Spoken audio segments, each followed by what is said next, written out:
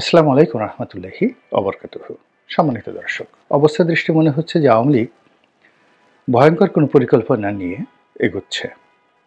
এমনি বাংলাদেশের রাজনীতিতে সবচেয়ে প্রাচীনতম এই দলটি নানা রকম কুকর্ম সুকর্ম, তারপরে কলা কৌশল, এরপর এদেশের অনেক কিংবদন্তির ইতিহাস সৃষ্টি করা থেকে শুরু করে এদেশের সর্বনাশের জন্য অনেকগুলো পেরেক তারা বিভিন্ন সময় মেরে দিয়েছে। আমাদের দেশের স্বাধীনতা যুদ্ধে যেমন তাদের অবদান রয়েছে, আবার বাকশাল করা, ৭৪-এর দুর্ভিক্ষ, এরপরে গণতন্ত্র হরণ, তারপরে চতুর্থ সংশোধনী, এরকম নানা রকম ঘটনা দুর্ঘটনা তারা ঘটিয়েছে। রাজনীতির ময়দানে কখনো বিরোধী দলের নেতা হিসেবে, কখনো রাজপথের নেত্রী হিসেবে, কিংবা কখনো প্রধানমন্ত্রী হিসেবে শেখ হাসিনা যে সকল বদনজিরগুলো স্থাপন করেছেন, এবং সেই বদনজিরের ধারের কাছে এখন পর্যন্ত কোনো রাজনৈতিক ব্যক্তিত্ব যেতে পারেনি। আমি ভালো কথা বললাম না, এখন ভালো কথা বললে হয়তো অনেকে বলবেন যে আপনি আওয়ামী লীগের দালালি করার চেষ্টা করছেন। আমি মন্দ কথাই বলছি। যেমন প্রতিপক্ষকে ভয় দেখানো, গুম করা, হত্যা করা, আগুন লাগানো, নিজের লোক দিয়ে সেই একটার পর একটা বাস পুড়িয়ে তার দায় দায়িত্ব বিএনপির উপর ঘাড়ে চাপিয়ে দেওয়া, এবং বিএনপিকে অগ্নি সন্ত্রাসী বলা। 2014 সনের পরে যে সারা বাংলাদেশে বিএনপি জামাত দুর্বার গণ আন্দোলন গড়ে তুলেছিল, এবং সেখানে বিএনপি জামাতের লোকজন প্রথমে যে সকল হরতাল অবরোধ মানে সফল করার জন্য যে কাজগুলো করেছে, ওই কর্মগুলোকে আওয়ামী লীগের যারা লোকজন রয়েছে তারা ম্যাটেরিয়ালাইজ করেছে। বিএনপির লোক যদি একটি বাসে আগুন দিয়েছে, তারা 10টা বাসে আগুন দিয়েছে। বিএনপির আগুনে হয়তো কোনো লোক পুড়েনি, কিন্তু আওয়ামী লীগ যেগুলোতে আগুন দিয়েছে সেই আগুনে দেখা গেল পুরো সেই ঢাকা মেডিকেল কলেজ ভরে গেছে। আর 10 মুখে সরকারের যত প্রচারণা আছে সবগুলো বিএনপি এবং জামাত অগ্নি সন্ত্রাসী এই কাজ করেছে, এই কাজ করেছে, এবং যখন যা মুখে আসে সে কথা তারা বলে ফেলেছে। বেগম খালেদা জিয়া মুরগির যে খাঁচা, সেই মুরগির খাঁচাকেও সে রেহাই দেয়নি, সেখানে সে বোমা মেরেছে। এই সকল কথা স্বয়ং প্রধানমন্ত্রী নিজের মুখ দিয়ে বলেছেন। তো এই যে তার যে ক্ষমতা, আবার ওই যে শেরাটনের সামনে সেই গান পাউডার দিয়ে বিআরটিসির বাস পুড়িয়ে অনেকগুলো মানুষকে হত্যা করা, এটা তো একেবারে ওপেন সিক্রেট। ইলিয়াস আলীকে গুম করা, জঙ্গি নাটক করা, এই বাংলাদেশে যা কিছু মন্দ, যা কিছু ভয়ঙ্কর, এই সব কিছুই করার কৃতিত্ব আপনি আওয়ামী লীগকে না দিয়ে পারবেন না। এবং এই কাজ করার জন্য তার প্রশিক্ষিত লোক আছে, ছাত্রলীগ আছে, যুবলীগ আছে, সরকারি কর্মকর্তা আছে, আমলা আছে, কামলা আছে। এবং তিনি তার একটা যে ডায়েরি, সেই ডায়েরির মধ্যে বাংলাদেশের সকল ওসি, সকল ডিসি, সকল এসপি থেকে শুরু করে হাজার হাজার নেতাকর্মীর ফোন নম্বর তার কাছে রয়েছে, এবং তার যখন যাকে দরকার তাকে দিয়ে তিনি এই গত 15 বছরে সেই কাজটি করেছেন। ধরুন তার অপছন্দের একজন এমপি প্রার্থী বা অপছন্দের একজন নেতা, তো তাকে তার দেখতে ইচ্ছা করে না, এখন এই লোকটিকে একটু তিনি হেনস্থা করতে চান। তো হেনস্থা করতে চান, এখন ওই লোকটি ধরুন চরফ্যাশনে গেল, ভোলাতে গেল, কক্সবাজারে গেল, এখন তিনি অর্থাৎ শেখ হাসিনা কারোর সাথে আলাপ না করে, কাউকে কোনো কথা না বলে সরাসরি দেখা গেল কক্সবাজারের ছাত্রলীগের সভাপতিকে প্রধানমন্ত্রী ফোন করলো, তৎকালীন প্রধানমন্ত্রী ফোন করে বললো যে এই কাজটা করো, অমুক অমুক যাচ্ছে, গাড়িটা ভেঙে দেবা, পাঞ্জাবিটা টেনে ছিঁড়ে ফেলবা, একার পাশার উপর 4টা লাথি মারবা, আর গালের উপর কষাই 2টা এমনভাবে চড় মারবা যেন চশমাটা ভেঙে যায়। এবং এরকম অনেক ঘটনা ঘটিয়ে তিনি তার দলের লোকদেরকে এমনভাবে শায়েস্তা করেছেন যে সবাই তার সামনে গেলে বাপের নাম ভুলে যেত, ইয়ানফসি করত, এবং সবাই নিজের বাপের নাম ভুলে গিয়ে জয় বাংলা, জয় বঙ্গবন্ধু, এই আওয়ামী লীগের বেশিরভাগ তেজি যারা নেতা রয়েছেন তাদেরকে তিনি এইভাবে শায়েস্তা করেছেন। তো এখন তার এই যে বয়স, তিনি এখন ভারতে গিয়ে আছেন, তার কণ্ঠ শুনে, সমস্ত কিছু শুনে, কথাবার্তা শুনে আমার কাছে তো মনে হয় না যে তার ভিতরে কোনো অনুশোচনা এসেছে, ভয় এসেছে, আতঙ্ক এসেছে। তিনি মনে করছেন যে তিনি আবার যে কোনো সময় বাংলাদেশে ঢুকে পড়তে পারবেন, আবার নেতৃত্ব দিতে পারবেন, এই সরকারকে হটিয়ে দিতে পারবেন, আবার ক্ষমতায় যাবেন। এই যে তার যে বিশ্বাস, এই বিশ্বাসটা তিনি কেবল নিজের মধ্যে রাখেননি, তার দলের যারা নেতাকর্মী এই প্রথম ২-৩ মাস তারা খুব ভীত সন্ত্রস্ত ছিল। এখন তিনি সবার মধ্যে তার এই যে কর্মকাণ্ড, তার বিশ্বাস, তার চেতনা, তার কৌশল, এই জিনিসগুলো তিনি ঢুকিয়ে দিতে পেরেছেন। এর ফলে কি হচ্ছে, আওয়ামী লীগের যারা লোকজন তারা প্রতিদিনই ঘুমাতে যাওয়ার আগে কল্পনা করে যে আগামীকাল তাদের জন্য একটা নতুন সূর্য আসবে, এবং তারা প্রতি মুহূর্তে কল্পনা করে এই বুঝি সরকারের পতন হলো, এই বুঝি আবার আওয়ামী লীগ আসলো। তো এইভাবে বাংলাদেশে যারা আছে একেবারে সাধারণ নেতাকর্মী থেকে শুরু করে সবাই এই চিন্তা ভাবনা করে ঘুমাতে যায়, এবং ঘুম থেকে উঠে সারাদিন এই আশায় থাকে, এবং সারাক্ষণ ফেসবুক দেখে, ইউটিউবে দেখে যে কখন কার কোথায় পতন হলো। এবং এই জিনিসগুলো দেখতে গিয়ে তারা সামাজিক মাধ্যমের যত খবরাখবর, সেটা বিএনপির বিরুদ্ধে হোক, জামাতের বিরুদ্ধে হোক, তারা ওয়াকিফাল হচ্ছে এবং নিজেরা পলিটিক্যালি এনরিচ হয়ে যাচ্ছে। আর যখন আওয়ামী লীগ ক্ষমতায় ছিল তখন এরা সারাদিন চাঁদাবাজি করতো, গুন্ডামি করতো, বদমাইশি করতো, রাজনীতি নিয়ে তারা চিন্তা করার সময় পেত না। কিন্তু এখন তারা পলিটিক্যালি অনেক ম্যাচিউর। তেমনি দেশের বাইরে যারা আছেন, দুবাইতে আছেন, তারপরে আমেরিকাতে আছেন, ইংল্যান্ডে আছেন, এই সবাই মিলে পুরো বিশ্বটাকে তারা আওয়ামী লীগের বঙ্গবন্ধু এভিনিউ বানিয়ে ফেলেছেন। কলকাতা, দিল্লি, তারপরে শেষে আজমির, এই ৩টে শহরে প্রচুর লোক রয়েছে। এর বাইরে ত্রিপুরা, আসাম, নাগাল্যান্ড, মিজোরাম, তারপর শেষে আপনার যাকে বলা হয় নেপালের Kathmandu, Sri Lanka, Singapore, Dubai, Saudi Arab, Riyadh, Qatar, এরকম সব দেশে বাংলাদেশ থেকে যে যারা গেছে হাজার হাজার কোটি টাকা পাচার করেছে। এরপর ধরেন তুরস্ক, ইস্তাম্বুল, এরপরে আপনি মিশর, এরপরে কানাডা, তারপরে ভানুয়াতু, এরপরে মোনাকো, আর ইউরোপের ও সকল দেশে যারা স্থায়ীভাবে বসবাস করেন তারা তো আসেনি, তার সঙ্গে অনেক বড় বড় নেতা, মন্ত্রী, এমপি ছিলেন, বা মানে যাকে বলা হয় কোনো জেলার প্রেসিডেন্ট, সেক্রেটারি ছিলেন, তারা ওখানে গিয়ে এই টাকা পয়সা নিয়ে ওখানকার আওয়ামী লীগদেরকে কেন্দ্র করে তারা একটা বাজার মিলিয়ে নিয়েছেন সেখানে, এবং নিজেদের বিভিন্ন গ্রুপ করে, হোয়াটসঅ্যাপ গ্রুপ করে, বিভিন্ন কলাকৌশল করে এমন সব কর্মকাণ্ড তারা করছেন যেটা বাংলাদেশে যারা সরকার রয়েছেন বা নেতৃত্ব রয়েছেন তারা কল্পনাই করতে পারছেন না। এর কারণ হলো তারা এমন কতগুলো ম্যালওয়্যার, সফটওয়্যার এই সময় ইসরায়েল থেকে নিয়েছেন। ফলে আধুনিক প্রযুক্তি এবং টেকনোলজির একদম লেটেস্ট ভার্সনটা তাদের কাছে আছে। অর্থাৎ এই যে মেজর জিয়াউল হাসান, যে তার অধীনে যে টেলিকমিউনিকেশনের যে গোয়েন্দা বিভাগ, বা ডিবি, বা এসবি, বা পুলিশ টেলিকম, বা কিংবা ডিজিএফআই, তারা যে সকল যন্ত্রপাতি এনেছে এবং এটার যে সকল প্রযুক্তি আছে, এই প্রযুক্তির কন্টেম্পোরারি সকল ডকুমেন্ট তারা বিকল্প জায়গাতে তারা রেখে দিয়েছে। বিভিন্ন জায়গাতে তাদের অনেকগুলো সার্ভার আছে, বাংলাদেশ ব্যাংকের সার্ভার থেকে শুরু করে অনেক গুরুত্বপূর্ণ সার্ভার তারা এই কাজগুলো করে রেখেছে। এতে আপনি নিশ্চিত থাকেন আমাদের দেশে রাষ্ট্রশক্তি এখনও ওই পর্যায়ে যায়নি। নচেত বাংলাদেশ ব্যাংকের টাকা চুরি হয়ে গেল, হেস্ট হয়ে গেল, এটা এমনি এমনি হয়নি।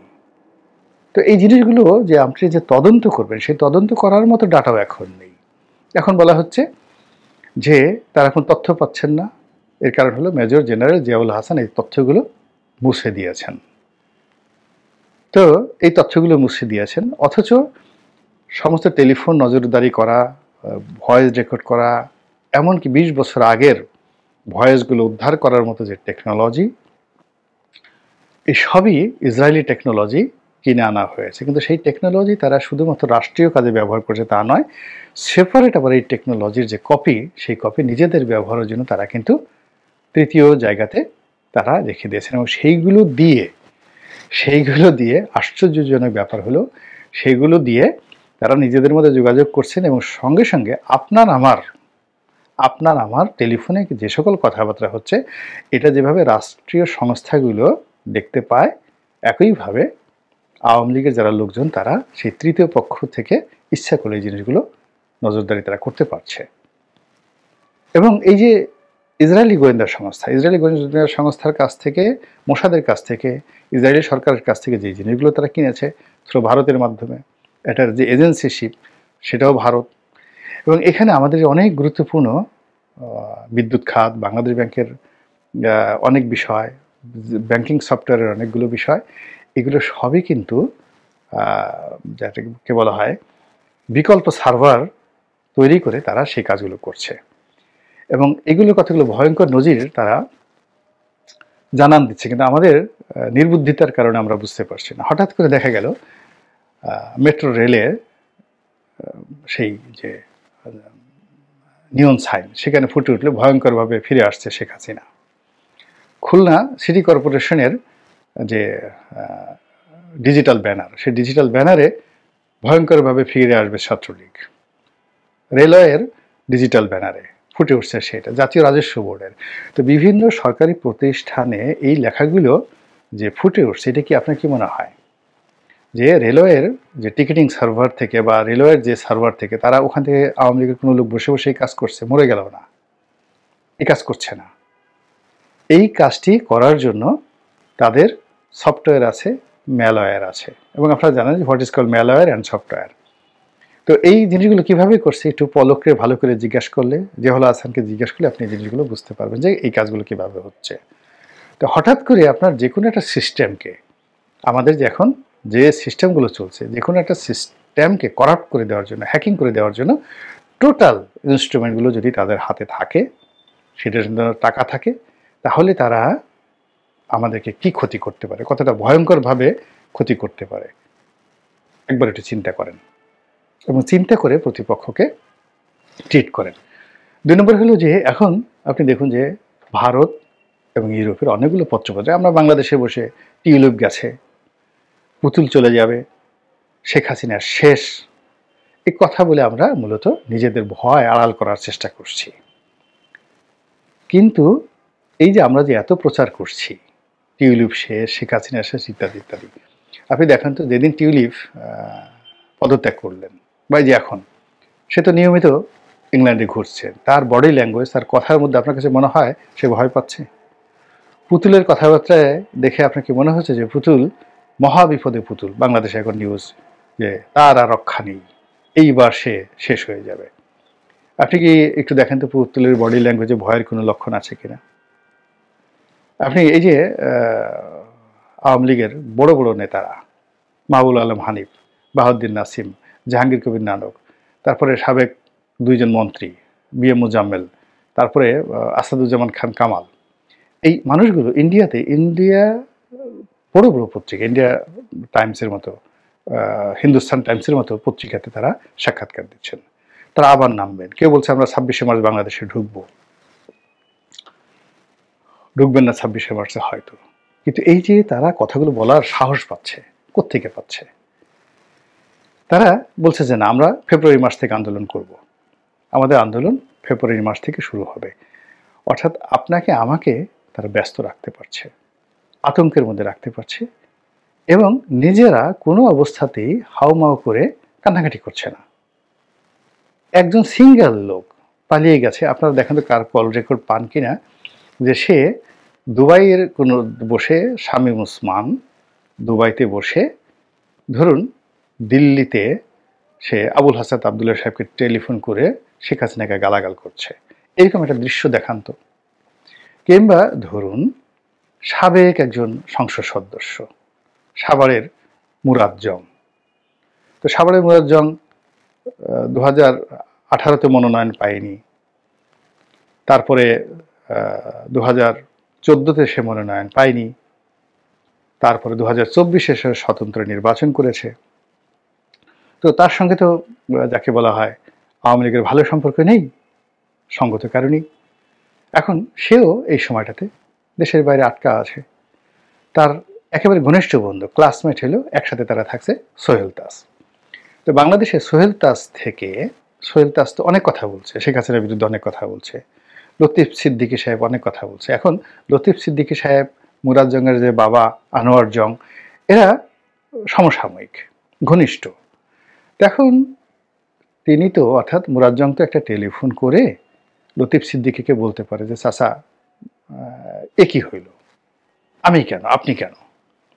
বা মুরাদ জং একই কথা সোহেল তাসকে বলতে পারে যে দোস্ত তুমি যা বলছো ঠিকই বলছো, শেখ হাসিনা আসলে খুবই এটা খারাপ। আপনি দেখেন তো যে সোহেল তাজের মোবাইল চেক করে একটা সিঙ্গেল আওয়ামী লীগের লোক তার সাথে কথা বলে দেশের বাইরে থেকে বা ভিতরে সোহেল তাজের সঙ্গে শেখ হাসিনাকে খারাপ বলেছে, দেখেন পান কিনা। বা লতিফ সিদ্দিকীর টেলিফোন চেক করে দেখেন যে আওয়ামী লীগের কোনো একটা সিঙ্গেল লোক তাকে টেলিফোন করে একথা বলেছে, বলেনি। ইট মিনস আওয়ামী লীগের যারা লোকজন আছে তারা প্যাক্ট হয়ে শক্তি সঞ্চয় করছে, এবং সেই শক্তি যে তারা জানান দেবে তার প্রমাণ হলো এই যে বিভিন্ন ডিজিটাল ব্যানারে, বিভিন্ন এই অফিসের সামনে বাংলাদেশ ব্যাংকের যে সাইনবোর্ড থাকে, সেই সাইনবোর্ডে হঠাৎ হঠাৎ করে ভয়ঙ্করভাবে ফিরে আসবে আওয়ামী লীগ, ফিরে আসবে ছাত্রলীগ, শেখ হাসিনা অমুক অমুক ইত্যাদি বিভিন্ন কথাবার্তা। তো এই সাইন অ্যান্ড সিমটম দেখে আপনি কোনো কিছু নেগলেক্ট করতে পারেন না। যদি কোনো কিছু না ঘটে আলহামদুলিল্লাহ, কিন্তু আপনার তো একটা প্রস্তুতি থাকবে। প্রস্তুতি থাকতে হবে বিএনপির, প্রস্তুতি থাকতে হবে জামাতের, প্রস্তুতি থাকতে হবে ডক্টর মোহাম্মদ ইউনূসের, প্রস্তুতি থাকতে হবে সমন্বয়কদের, যে যদি মাগার এসেই যায় তাহলে আমরা কি করব, কিভাবে মোকাবেলা করব, কিভাবে প্রতিহত করব পলিটিক্যালি, তারপরে পেশিগত শক্তি প্রয়োগ করে অন্য যে কোনোভাবে হোক। এবং সেটা না করে আপনি যদি কম্বল মুড়ি দিয়ে ঘুমান, এটা আপনার একান্ত ব্যক্তিগত বিষয়, কিন্তু আমার কাছে মনে হচ্ছে যে এই বিষয়গুলো এত তুচ্ছ তাচ্ছিল্যের বিষয় নয়। এর কারণ হলো